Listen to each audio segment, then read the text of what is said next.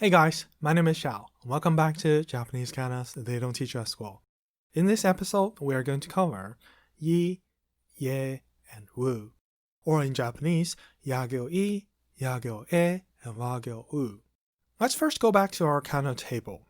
Last time, we've talked about the most common untaught kanas, wi and we, or in Japanese, wagyo I, wagyo e. And today's topic are the three remaining holes in the kana table. So the obvious thing to do when learning anything is to just Google it. And this is what you're probably going to find when you Google. As you can see, we have two full tables of hiraganas and katakanas here in this book. With the highlights here, you can see these are the kanas for yi, ye, and wu. Along with them are our old friends wi and we.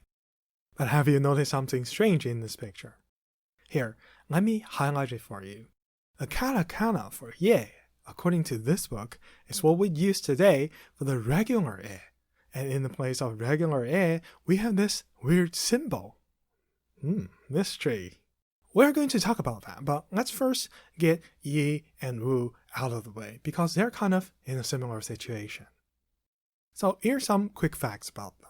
They were never distinct sounds in Japanese, meaning effectively, they never really existed. And the kanas you can see on that book was made up in the Meiji period to fill the table. Anyways, those kanas made it into the books for a really short period, and that's where the picture was from. But apart from that, they aren't very interesting, as they are more of just a curiosity, since they were never, really used. So now let's talk about ye and its kanas. Unlike the other two, this sound actually existed in Old Japanese. But before the time of hiraganas and katakanas, the sound had already merged with e.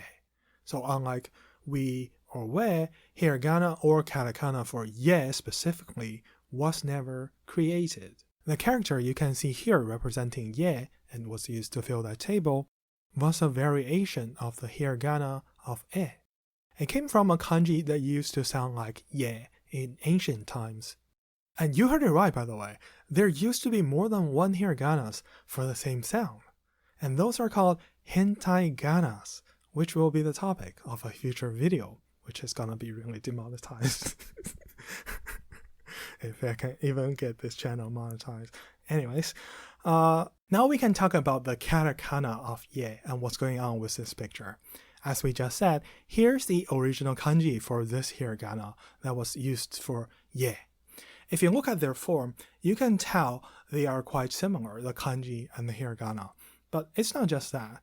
The right side of this kanji is the same as what we are familiar with today as the katakana for e. That's because it came from that same kanji.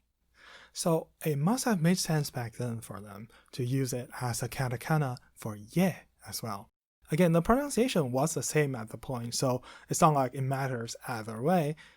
As for the katakanas for the regular e, the author of this book chose to go to the hiragana and go back to its original kanji and take the upper half. There are other proposals for the katakana of ye, and this book just happened to use this one. So thanks for watching this video. I hope it has been fun and interesting for you. Now that we've talked about everything in the kana table, in the next episode, we will talk about the small kanas, or sutegana.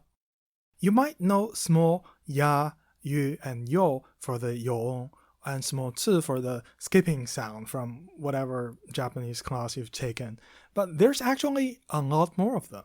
In fact, the next video will probably be the one with most kanas in this entire series. So see you next time. And as they say in my hometown, don't forget to be awesome.